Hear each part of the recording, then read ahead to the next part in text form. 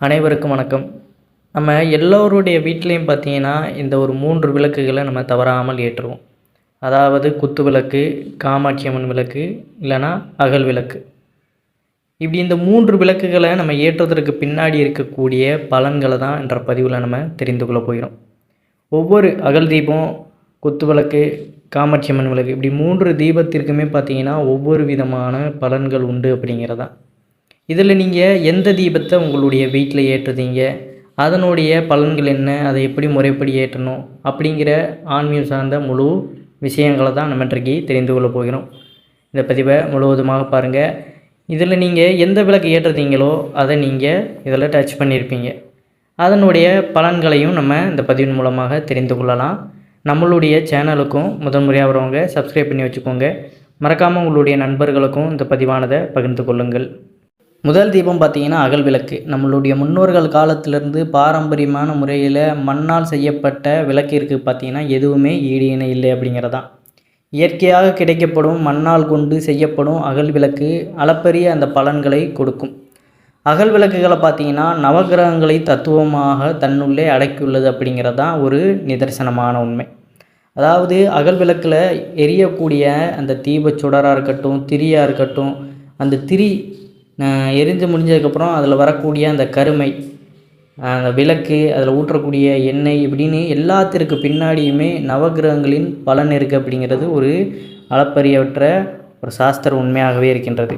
நம்மளுடைய வீட்டில் சராசரியாக அனைவருமே ஏற்றக்கூடிய ஒரு தீபம் அப்படின்னாலும் பார்த்திங்கன்னா அகல் விளக்கு தான். ஏன்னா அகல் விளக்கு ஏற்றுவதனால இவ்வளவு பலன்கள் கிடைக்குமா அப்படிங்கிற ஆச்சரியப்படுற அளவிற்கு சாஸ்திரத்தில் அகல் விளக்கை பற்றி நிறையவே குறிப்பிட்டு சொல்கிறார்கள். வீட்டிலும் கோவில்களிலும் பார்த்திங்கன்னா அகல் விளக்கு தீபங்களை ஏற்றினால் ஒளிமயமான எதிர்காலம் உண்டாகும் என்பது ஐதீகம். அதனால தான் கோவில்களுக்கு செல்லும் பொழுது அகல் விளக்கு தீபம் ஏற்ற வேண்டும் என்று அனைவருமே வற்புறுத்தப்படுகிறது. நம்ம எந்த கோயிலுக்கு சென்றாலும் பார்த்திங்கன்னா நம்ம வாங்கிட்டு போய் ஏற்றக்கூடிய ஒரு விளக்குன்னு பார்த்திங்கன்னா அகல் விளக்கு தான்.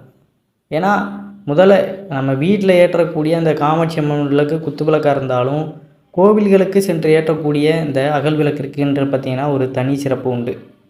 அந்த நவகிரகங்கள் என்று அழைக்கப்படும் கிரகங்களுடைய தத்துவங்களை அடக்கியுள்ளது. அகல் விளக்கானது சூரியனை குறிப்பிடுகிறது. அந்த விளக்கு பார்த்திங்கன்னா சூரிய பகவானை குறிக்கிறது. அதில் ஊற்றப்படும் அந்த நெய்யோ இல்லை எண்ணெயோ அந்த திரவியங்கள் சந்திர பகவானை குறிப்பிடுகிறது. அதில் போடப்படும் அந்த திரியானது, அகல் விளக்கில் போடப்படும் அந்த திரியானது பார்த்திங்கன்னா புதன் பகவானை குறிக்கின்றது.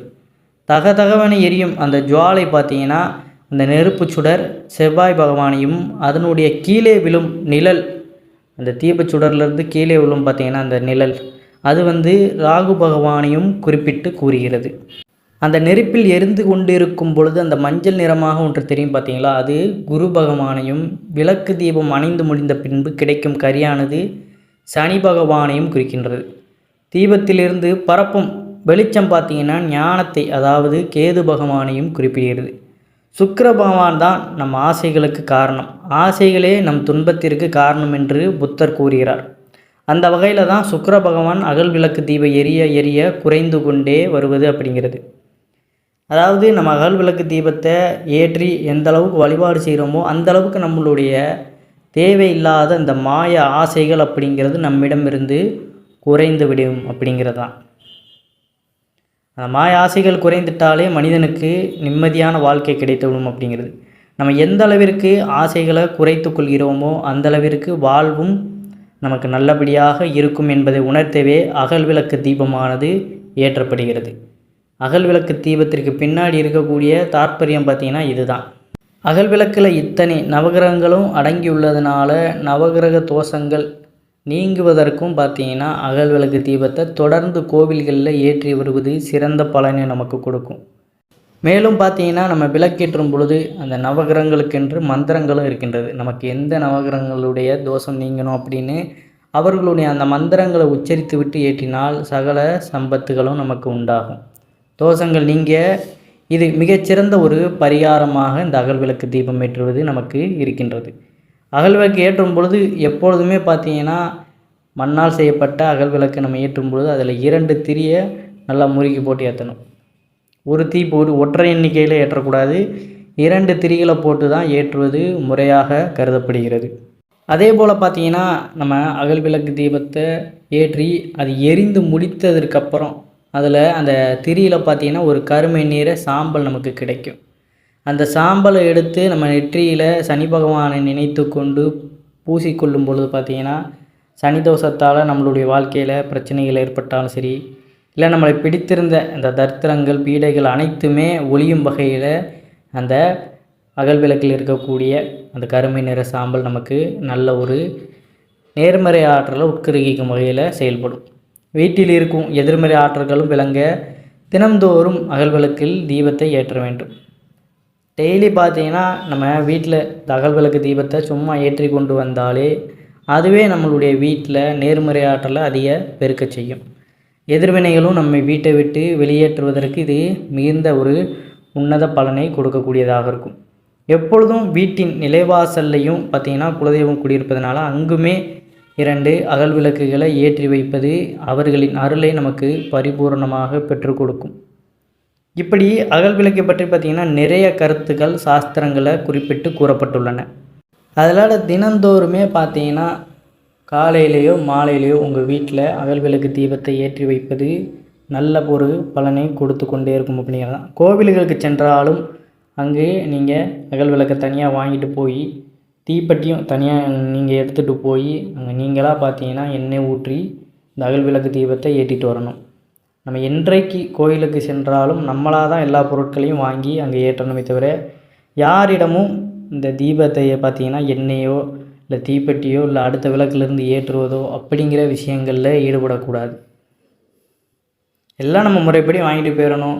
அங்கே போயிட்டு ஐயோ இது இல்லையே அது இல்லைன்ட்டு ஒரு மனசஞ்சலத்தோடு விளக்கேற்றுவது கூடாது அப்படிங்கிறது. இப்போ பார்த்திங்கன்னா நம்ம அகல் விளக்கு ஏற்றுவதனுடைய அந்த தாத்பரியத்தையும் அதனுடைய பலன்களையும் இப்போ ஃபஸ்ட்டு நம்ம தெரிந்து கொண்டோம். அதற்கப்புறம் பார்த்திங்கன்னா காமாட்சி அம்மன் விளக்கு. உலக மக்களின் நன்மைக்காக தவம் இருந்தவர் காமாட்சி அம்மன். அவர் அப்படி தவம் இருந்த வேளையில் பார்த்திங்கன்னா சகல தெய்வங்களும் காமாட்சி அம்மனுக்குள்ளே அடங்கியது. இதன் காரணமாக பார்த்திங்கன்னா காமாட்சி அம்மனை வழிபட்டாலே ஒருவருக்கு அனைத்து தெய்வங்களையும் வழிபட்ட பலன் கிடைத்துவிடும் என்று நம்பிக்கை. காமாட்சி அம்மனுக்கும் சகல தெய்வங்களும் அடக்கம் என்பதால் ஒவ்வொருவரும் தங்களுக்குடைய குலதெய்வங்களை நினைத்து கொண்டு காமாட்சி விளக்கு ஏற்றி வணங்குவது ஐதீகம். இதனால் அந்த வீட்டில் உள்ளவர்களுக்கு காமாட்சி அம்மனுடைய அருளும் அவரவர் குலதெய்வத்தின் ஆசியும் கிடைக்கப்பெறும் என்பது நம்பிக்கை.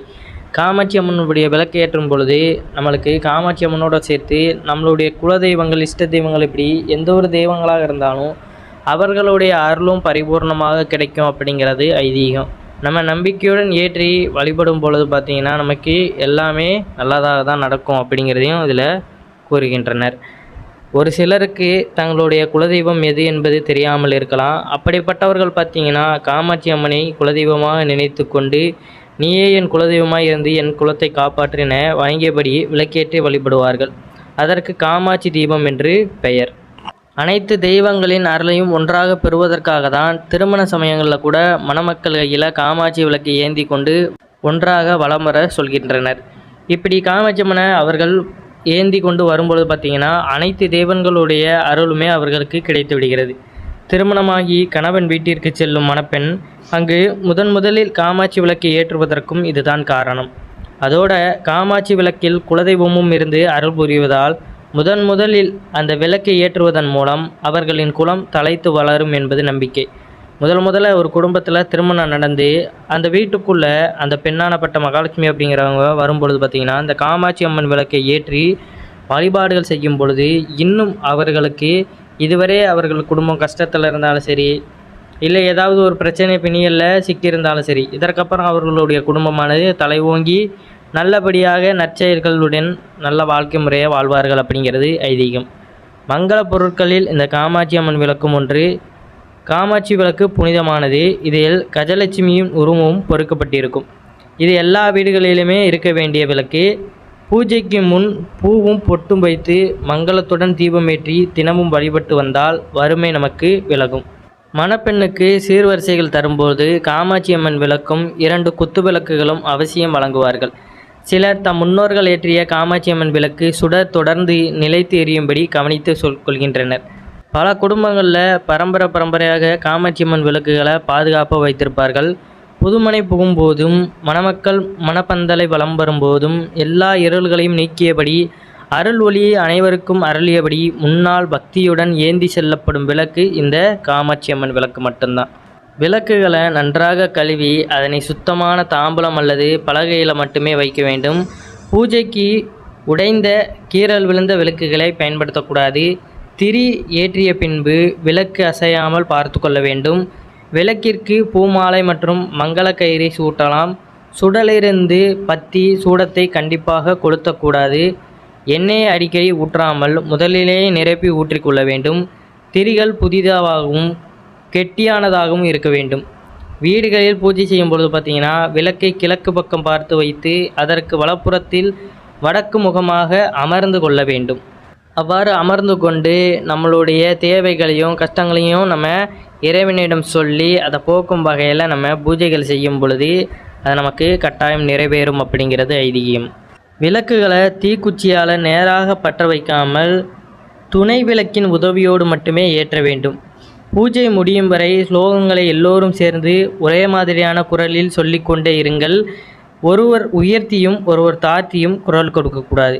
ஒரே மாதிரியான அந்த குரல் வலையில் நம்ம அந்த ஸ்லோகங்களையும் அந்த பதிகங்களையும் நம்ம பாடி இறைவனை துதிக்கும் பொழுது நமக்கு அவருடைய எல்லா ஆசைகளும் கிடைக்கப்பெறும் அப்படிங்கிறது ஐதீகம். ஏன்னா எப்பொழுதுமே மனிதனாகப்பட்டவன் ஒரு விஷயம் செய்கிறானாலே அதில் பலனானது அதில் இருக்குதா அப்படிங்கிறத தெரிந்து கொண்டாதான் அந்த மன திருப்தி அப்படிங்கிறதோடு நம்ம செய்யும் பொழுது அந்த செயலும் நமக்கு முழுவதுமாக வெற்றியடையும். இப்போ நம்ம வேலை செய்கிறோம், அந்த வேலைக்கு உனக்கு ஊதியம் கிடையாதுப்பா, உனக்கு ஊதியம் இல்லாமல் நீ இந்த வேலையை மட்டும் செய்யணும் அப்படின்னு சொல்லிட்டாங்கன்னா நமக்கு என்னாகும், அந்த மன வருத்தத்தோடு நம்ம செய்வோம். கஷ்டப்பட்டு வேலை செய்கிறோம், ஆனால் ஊதியம் மட்டும் இல்லைன்னு அந்த வேலையிலேயும் நமக்கு முழு ஈடுபாடு இருக்காது. வேலையும் நம்ம ஏதோ தானோன்னு செஞ்சுட்டு போயிடுவோம். அந்த ஊதியமானது இப்போ நீ இந்த வேலை செஞ்சனா அதற்கான சம்பளம் இவ்வாறு வழங்கப்படும் அப்படின்னு சொல்கிறாங்கன்னா அந்த வேலைக்கு தகுந்தாப்புல நம்ம அந்த ஊதியத்துக்கு தகுந்தாப்புல நம்ம அந்த வேலையை சிறப்பாக செஞ்சு முடிப்போம். அதனால் இவ்வாறான பலன்களை நம்ம தெரிந்து கொள்ளும் பொழுது அந்த ஆற்றலை நம்ம பெற்றுக்கொள்ளலாம் அப்படிங்கிறத உணர்ந்து நம்ம இந்த வேலைகளில் ஈடுபடுவது சிறப்பாக இருக்கும். அதுபோல் பார்த்தீங்கன்னா வீட்டில் நம்ம பயன்படுத்தின விளக்கை நம்ம சீதனமாகவும் கொடுக்கக்கூடாது, மற்றவர்களுக்கும் அது தானமாகவும் கொடுக்கக்கூடாது. புதுசாக தான் வாங்கி கொடுக்கணும். ஏன்னா நம்ம பயன்படுத்தி கொண்டு இருக்கோம்னா அதை நம்ம தான் கடைசி வரையே பயன்படுத்தணும் அப்படிங்கிறத உணர்ந்து கொள்ளுங்கள். அதனால் அந்த ஆற்றல் அப்படிங்கிறது, அதாவது நம்ம இறைவனிடத்தில் நம்ம ஒரு வேண்டுதல் வைக்கிறோம் அப்படிங்கிற பட்சத்தில் அந்த வேண்டுதலை நம்ம நிறைவேற்ற வரைக்கும் நம்ம அதை கடைசி வரை முயற்சி பண்ணால் தான் கிடைக்கும். அதை விட்டுவிட்டு இந்த வேண்டுதல் வேண்டான்னு நம்ம மற்றவர்கள்ட்ட அதை பண்ண சொன்னால் அந்த வேண்டுதலானது நமக்கு கிடைக்குமா? அவர்களுக்கு தான் போய் சேரும். அப்போ நம்ம காமாட்சி அம்மன் விளக்கை நம்ம பயன்படுத்துகிறோம் அப்படிங்கிற பட்சத்தில் அதை நம்மளாம் வச்சுக்கணும் தவிர மற்றவர்களுக்கு அது தானமாகவும் கொடுக்கக்கூடாது, அது சீதனமாகவும் கொடுக்கக்கூடாது அப்படிங்கிறத உணர்ந்து கொள்ளணும். பெண்கள் எப்பொழுதுமே அதிகாலையில் எழுந்து இறைவனை வழிபட்டு விட்டு விளக்கேற்றி நீங்கள் அன்றைய நாளை தொடங்கும் பொழுது அது உங்களுக்கு எப்பொழுதுமே சிறப்பாக இருக்கும். உங்களுடைய குடும்பத்தாருக்கும் அது சுபிட்சத்தை கொடுக்கும் அப்படிங்கிறத உணர்ந்து நம்ம செயல்படணும். என்னால் டெய்லியும்னா ஏற்ற முடியாது அப்படிங்கிற பட்சத்தில் வாரத்திலேயாவது ஒரு முறையாவது ஏற்றுவது சிறப்பு. ஆனால் டெய்லி ஏற்றுவது அதை விட சிறப்பு அப்படிங்கிறத நான் கூறிக்கொள்கிறேன். நம்ம முன்னோர்கள் வழி சொன்னது பார்த்திங்கன்னா எந்த ஒரு வீட்டிலையும் பார்த்திங்கன்னா காலையிலையும் மாலையிலையும் அந்த தீபமானது யார் ஏற்றுதாங்களோ அந்த வீட்டில் உள்ள எல்லா நிலையும் நேர்மறையான ஆற்றலும் நிறைந்திருக்கும். அதாவது சகல ஐஸ்வர்யங்களும் அவர்களுக்கு கிடைக்கப்பெறும் அப்படிங்கிறது ஐதீகம். ஏன்னா இறைத்தன்மையோடு நம்ம இருக்கின்ற பொழுது எந்த ஒரு கெட்ட சகனங்களும் எந்த ஒரு தீய சக்திகளும் நமக்குள்ளே அண்டவே அண்டாது. அது வரவே நினைத்தாலும் அந்த எதிர்மறையான ஆற்றல்களை அது உள்ளே வரவே விடாது. ஏன்னா அந்த இடத்துல என்ன நேர்மறையான ஆற்றலானது அந்த இறைத்தன்மை அப்படிங்கிறது நமக்கு பெருகி இருக்கும் பொழுது ஆன்மீகம் அப்படிங்கிறது நமக்குள்ளே போகும் பொழுதே, அதாவது ஆன்மீகத்துக்குள்ளே நம்ம நுழைந்துட்டோம் அப்படிங்கிற பட்சத்திலே இந்த வாழ்க்கையில் எல்லா கஷ்டங்களையும் இருந்தும் நம்ம கொஞ்சம் கொஞ்சமாக மீண்டு வருவதற்கான வழி அப்படிங்கிறத நம்ம உணர்ந்து கொள்ளணும். ஏன்னா நம்ம வாழ்கின்ற வாழ்க்கை பார்த்திங்கன்னா ஆன்மீகத்தை நம்ம பற்றி அதை பற்றி எண்ணவே இல்லை, இறைவனை பற்றி வழிபடலை, ஏதோ வாழ்க்கையை வாழ்கிறோம், காசு சம்பாதிக்கணும் அப்படிங்கிற அந்த எண்ணத்தில் நம்ம ஓடுறோம்னா ஏதோ ஒரு கட்டத்தில் நம்ம அடிபட்டு கீழே வரும் பொழுது இதற்கெல்லாம் தீர்வானது, அதாவது அந்த எதிர்மறையெல்லாம் நம்ம எப்படி விளக்கணும் அப்படிங்கிறது நமக்குள்ளே தெரியாமலே போயிடும். அப்போ வாழ்ந்துக்கிட்டு இருக்கும் பொழுதே ஆன்மீகத்துக்குள்ளேயே நம்ம சிந்தைக்குள்ளே போகும் பொழுது தான் வாழ்க்கையை பற்றின புரிதலும் இருக்கும், ஆன்மீகத்துக்குள்ளேயே நமக்கு நல்லதொரு பலன்கள் கிடைக்கும் அப்படிங்கிறத உணர்ந்து கொள்ளணும். ஏன்னா எல்லாமே அவரவர் அனுபவித்ததாக தான் முன்னோர்கள் நமக்காக அதை நமக்கு கூறிவிட்டு போயிருக்கிறார்கள் அப்படிங்கிறத நம்ம உணர்ந்து கொள்ளணும். நாளைக்கு பொங்கல் அப்படிங்கிறதுனால அனைவருக்கும் இனிய பொங்கல் நல்வாழ்த்துக்கள். பொங்கல் தினத்தில் நம்ம இறை வழிபாடு அப்படிங்கிறத மேலோங்குவதற்காக நம்ம அன்றாடம் நம்ம சாப்பாடு எல்லாம் செஞ்சு சாமிக்கு படையல் போட்டு பொங்கல் வச்சு கோயில்களுக்கெல்லாம் சென்று கால்நடைகளுக்கெல்லாம் நம்ம பாரம்பரிய முறையில் அந்த வழிபாடு முறைகளை மேற்கொள்வோம். அன்றைய நாள்லேயே நம்ம இந்த வழிபாடை மேற்கொள்வது மிகவும் சிறப்பானதாக இருக்கும். அப்போ இந்த மாதிரியான விசேஷ நாட்கள்லையாவது தினந்தோறும் வழிபட முடியாதவர்கள் இந்த விசேஷ நாட்களையாவது இது பின்தொடர்வது மிகவும் நல்லது. ஏன்னா என்றைக்காவது ஒரு நாள் தான் நம்ம வழிபடுறோம் அப்படிங்கிறத நம்ம நினைவில் வைத்துக்கொண்டு அன்றைய நாள் நம்ம முழு இறைபக்தியோடு அந்த இறைத்தன்மையை நமக்குள்ளே முழுவதுமாக ஏற்றிவிட்டு அந்த தீபத்தை ஏற்றும் பொழுது அது நமக்கு முழு பலனை அளிக்கும் அப்படிங்கிறது நிதர்சனமான உண்மையாக இருக்கின்றது. அதுபோல் பார்த்திங்கன்னா நிறைய பேர் நம்மிடம் சொல்வது என்னென்னு பார்த்தீங்கன்னா, தினமும் நாங்கள் தீபம் ஏற்றி வழிபாடு செய்து வீட்டில் தீராத துன்பங்களும் துயரங்களும் கஷ்டங்களும் இருந்து கொண்டு தான் இருக்கின்றது. அதாவது விளக்கெல்லாம் ஏற்றுதான் வழிபாடு செய்கிறோம், ஆனாலும் எங்களுக்கு கஷ்டம் குறையலை அப்படின்னு சொல்கிறவங்க இருக்கிறாங்க. அதற்கு காரணம் பார்த்திங்கன்னா நம்மளுடைய கர்ம வினையின் பயனால் விதியின் கட்டாயத்தால் சில கஷ்டங்களை அனுபவிக்க வேண்டிய சூழ்நிலையில் நம்ம இருக்கின்றோம். இப்படிப்பட்டவர்களுக்கு பிரத்யேகமாக ஒரு தீப வழிபாட்டு முறை நம்முடைய சாஸ்திரத்தில் சொல்லப்பட்டுள்ளது. வாரம் ஒரு முறை வெள்ளிக்கிழமை அன்று இந்த தீபத்தை நம்ம ஏற்றினாலே போதும். இந்த பரிகாரம் செய்வதற்கு வெள்ளிக்கிழமையில் காமாட்சியம்மன் விளக்கு ஒன்று, மிக மிக சிறியதாக ஒரு மகாலட்சுமி படம் பதித்த தங்க காசு, தாமரை தண்டு திரி, ஒரு கண்ணாடி நமக்கு தேவைப்படும். பூஜை அறையை எப்போதும் போல சுத்தம் செய்து கொள்ள வேண்டும். அலங்கரிக்கப்பட்ட பூஜை அறையில் ஒரு சிறிய தாம்பூல தட்டில் வெள்ளி விளக்கை வைத்து கொள்ளுங்கள். வெள்ளி விளக்கு இருந்தாலும் சரி, இல்லை பித்தளை விளக்கு இருந்தாலும் சரி. அந்த காமாட்சியம்மன் விளக்கின் சுத்தமான பசுநெய் ஊற்றி அந்த நெய்யில் லட்சுமி படமும் பொறிக்கப்பட்ட தங்க ஞானத்தை போட்டு தாமரை தண்டு திரி போட்டு தீபம் ஏற்றி வைத்து வழிபட வேண்டும். இந்த ஒளி பிரகாசமாக வீச, இந்த ஒளி பிரதிபலிக்க இதன் முன்னால் ஒரு சிறிய முகம் பார்க்கும் கண்ணாடியை வைத்து விடுங்கள். இந்த தீபம் 1 மணி நேரம் வரை உங்கள் வீட்டு பூஜை அறையில் எரிந்தால் கூட போதும். இப்படி தீபம் எரியும் போது அந்த தீபத்தின் முன்பாக அமர்ந்து உங்கள் வாழ்க்கைக்கு எது தேவையோ, உங்கள் குடும்பத்திற்கு எது தேவையோ நல்லது நடக்கும் அப்படிங்கிற அந்த பட்சத்தில் அந்த காமாட்சி அம்மனை மனநிறைவோடு கேளுங்கள். தீபத்தை ஏற்றி வைத்து எனக்கு இந்த கஷ்டம் உள்ளது, அந்த கஷ்டம் உள்ளது, இந்த கஷ்டம் உள்ளது அப்படிங்கிற மட்டும் வீட்டில் புலம்பல் மட்டும் நம்மக்கிட்ட இருக்கவே கூடாது.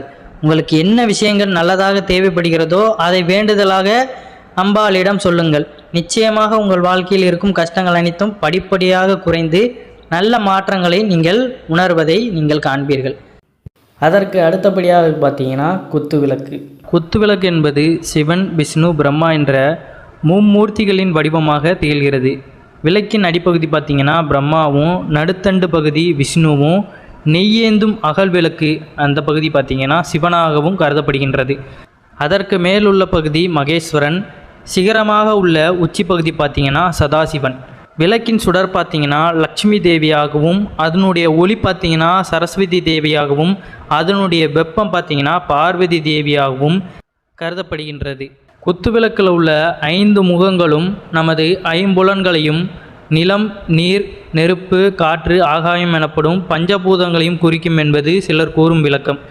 விளக்கின் 5 முகங்களும் சூரியன், சந்திரன், அக்கினி, சொல், உயிர் என்ற 5ஐயும் குறிக்கும். பஞ்சமுகங்களிலும் உள்ள திரிகளை சுடர்விட செய்தால் ஆத்ம ஒளி உண்டாகும் என்பது யக்ஞவல்கியர் கூறும் விளக்கமாகும். குத்துவிளக்கும் பெண்மையும் குத்துவிளக்கில் இருக்கின்ற 5 முகங்களும் பெண்களுக்கு இருக்க வேண்டிய 5 முக்கிய குணங்களை குறிக்கும் என்பது சிலர் கூறும் விளக்கம். அவை என்னென்னு பார்த்தீங்கன்னா அன்பு, மன உறுதி, நிதானம், சமயோசித்த புத்தி, சகிப்புத்தன்மை ஆகியன. அதே போல் பார்த்திங்கன்னா குத்துவிளக்கிற்கு நாம் ஊற்றும் அந்த எண்ணெயானது எந்த எண்ணெய் ஊற்றினால் என்ன பலன் கிடைக்கும் அப்படிங்கிறதையும் நம்ம பார்க்கலாம். பசு நெய் ஊற்றும் பொழுது பார்த்திங்கன்னா நம்மளுக்கு மகாலட்சுமி கடாசம் உண்டாகும், புத்திர பாக்கியம் கிட்டும். நல்லெண்ணெய் ஊற்றும் பொழுது நமக்கு சனியால் பிடிக்கப்பட்டோருக்கு பரிகாரமாக அமையும் லக்ஷ்மி தேவியின் அருள் கிட்டும். தேங்காய் எண்ணெயில் நம்ம ஊற்றும் பொழுது பார்த்திங்கன்னா பலவிதமான தெய்வங்கள் வீட்டில் வாசம் செய்யும் என்பது நம்பிக்கை. கணவன் மனைவிக்கிடையே பாசத்தை உண்டாக்கும், பழம்பாவங்கள் நமக்கு நீங்கும். இழுப்ப எண்ணெயில் நம்ம ஊற்றி விளக்கேற்றும் பொழுது பார்த்திங்கன்னா எல்லா பாவங்களும் போகும், மோட்சம் கிட்டும், நல்ல ஞானம் வரும், பிறவி நீங்கும். விளக்கு எண்ணெயில் நம்ம ஊற்றும் பொழுது பார்த்திங்கன்னா தெய்வ அருள், புகழ், சுகம், உற்றார் சுகம், தாம்பத்திய சுகம் இவற்றை அதிகரிக்க செய்யும். வேப்ப எண்ணெயில் நம்ம ஊற்றும் பொழுது பார்த்திங்கன்னா குலதெய்வத்தின் அருள் கிட்டும். அதுபோல் பார்த்திங்கன்னா முக்கூட்டு எண்ணெய், அதாவது நெய், வேப்ப எண்ணெய், இலுப்ப எண்ணெய் ஆகிய மூன்றையும் கலந்து விளக்கேற்றி வர செல்வம் உண்டாகும், ஆரோக்கியம் தரும், இறை வழிபாட்டிற்கு மிகவும் உகந்தது. விளக்க வேண்டியவை கடலை எண்ணெய், பாமாயில், கடுகு எண்ணெய் முதலியவை பார்த்திங்கன்னா நம்ம விளக்கேற்றுவதற்கு இதை நம்ம பயன்படுத்தவே கூடாது. விளக்கேற்ற வேண்டிய திசைகள் அப்படின்னு பார்த்திங்கன்னா கிழக்கு திசை நோக்கி விளக்கேற்றுவது சிறப்பு, துன்பங்கள் நீங்கும், கிரகங்களுக்கு மகிழ்ச்சி ஏற்படும். மேற்கு திசை நோக்கி நம்ம விளக்கேற்றும் பொழுது கடன் தொல்லைகள் நீங்கும், சனி கிரகத்திற்கு ஒப்பு ஏற்படும், பகை நீங்கும். வடக்கு திசை நோக்கி விளக்கேற்றி வந்தால் திருமண தடை, சுபகாரிய தடை, கல்வி தடை, வேலைவாய்ப்பு தடை இப்படின்னு நம்மளுக்கு தொழில் சம்பந்தமான வியாபாரம், கல்வி போன்றவைகளுடைய தடைகளானது நீங்கப்படும். அதே போல் பார்த்திங்கன்னா இந்த திசையில் மட்டும் நம்ம விளக்கேற்றக்கூடாது. வேறு என்ன திசைன்னு பார்த்திங்கன்னா தெற்கு திசை தான். அவை நமக்கு துன்பங்களை தான் கொண்டு வரும் அப்படிங்கிறது எல்லாருடைய ஒரு நம்பிக்கையாக இருக்கின்றது. விளக்குக்கான ஒரு ஆசனம், விளக்குகளை பார்த்திங்கன்னா எப்பொழுதுமே நம்ம வெறுந்தரையில் வைக்கக்கூடாது.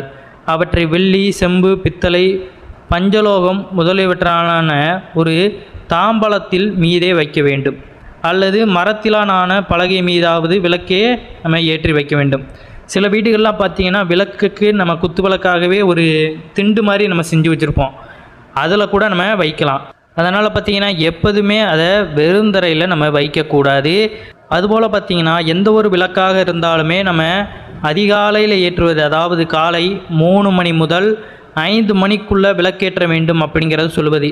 எதற்காக அதிகாலையில் 3 மணிக்கே நம்ம ஏற்றணும் பார்த்திங்கன்னா அது பிரம்ம முகூர்த்தம் தொடங்குகிற நேரம். அந்நேரத்தில் நம்ம இயற்றுவது மிகவும் ஒரு சிறப்பு வாய்ந்த ஒன்றாக இருக்கும். ஏற்கனவே நம்ம பிரம்ம முகூர்த்தத்தை பற்றி வீடியோ போட்டிருக்கோம், அதை பற்றி தெரியாதவங்க நம்ம சேனலில் செக் பண்ணி பாருங்கள். அவ்வாறு செய்து வந்தாலே நமக்கு சர்வ மங்கள யோகத்தை தரும். அதுபோல் மாலை நேரத்தில் பார்த்திங்கன்னா 6 மணி அளவில் வீட்டில் விளக்கேற்றி வழிபாட நல்ல வேலை, நல்ல கணவன், குடும்ப சுகம், புத்திர சுகம் ஆகியவை கிட்டும். காலையில் விளக்கேற்றும் பொழுது பார்த்திங்கன்னா நம்மளுடைய உடலும் மனமும் எப்பொழுதுமே சுத்தமாக இருக்க வேண்டும். மன சஞ்சலமோ உடலில் நம்ம ஏற்கனவே நமக்கு தெரியும், நம்மளுடைய உடலானது சுத்தமாக இருக்குதா அப்படிங்கிறது நமக்கு தெரியும். அதற்கு தகுந்தா போல் நம்மளுடைய உடலானதை சுத்தப்படுத்தி கொள்ளணும். அதிகாலையில் குளிக்க முடியாதவங்க பார்த்திங்கன்னா மூஞ்சி முகரையை கூட நம்ம கழுவி கொண்டு விளக்கேற்றலாம். ஆனால் சுத்தம் இல்லாதது நமக்கு தெரியும் பொழுது நம்ம குளித்து கொண்டே விளக்கேற்றுவது மிகவும் சிறப்பான விஷயமாக இருக்கும். அதுபோல் பார்த்திங்கன்னா வாசலில் சாணம் தெளித்து கோலம் போட்ட பிறகே விளக்கேற்ற வேண்டும். மாலையில் விளக்கேற்றும் போது வாசலில் தண்ணீர் தெளித்து கோலம் போட்ட பின்னரே விளக்கேற்ற வேண்டும். காலை மாலை விளக்கேற்றும் பொழுது கொல்லைப்புற கதவை சாத்திவிட வேண்டும். விளக்கேற்றும் போது பார்த்திங்கன்னா விளக்கிற்கு பால், கல்கண்டு நிவேதனம் வைத்து வழிபட எல்லா நன்மைகளும் நமக்கு கிட்டும் அப்படிங்கிறது ஐதீகம். எரியும் விளக்கை தூண்டும் முறை விளக்கை எரிய தொடங்கியவுடன் அந்த விளக்கிற்குரிய தேவதை ஆவணமாக்கி விடுவதால் விளக்கு எரியும் போது அதன் திரியில் சிட்டத்தை தட்டுவதோ திரியை நிமிட்டுவதோ கூடாது. திரியை பெரிதாக்கி வெளிச்சத்தை கூட்டலாம். நேரமாக ஆக விளக்கின் ஒளி மங்கிக் கொண்டே இருந்தால் எரிந்து கொண்டிருக்கும் திரியின் அருகே புது திரி ஒன்று ஏற்றிய பின்னர் பழைய திரியை எடுத்து விட வேண்டும்.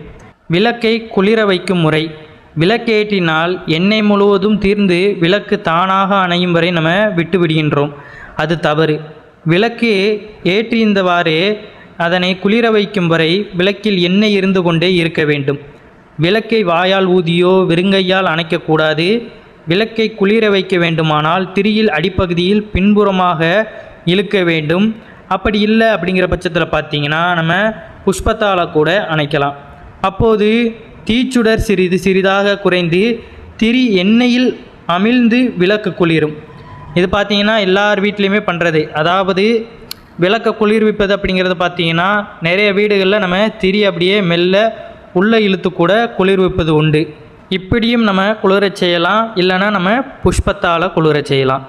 எலுமிச்சப்பழ விளக்கு, எலுமிச்சப்பழ சாறை பிழிந்து விட்டு அதன் தோலை விளக்குகளாக்கி அதில் நெய் ஊற்றி விட்டு ராகு நேரத்தில் துர்க்கைக்கு விளக்கேற்றி வழிபடுவது உண்டு.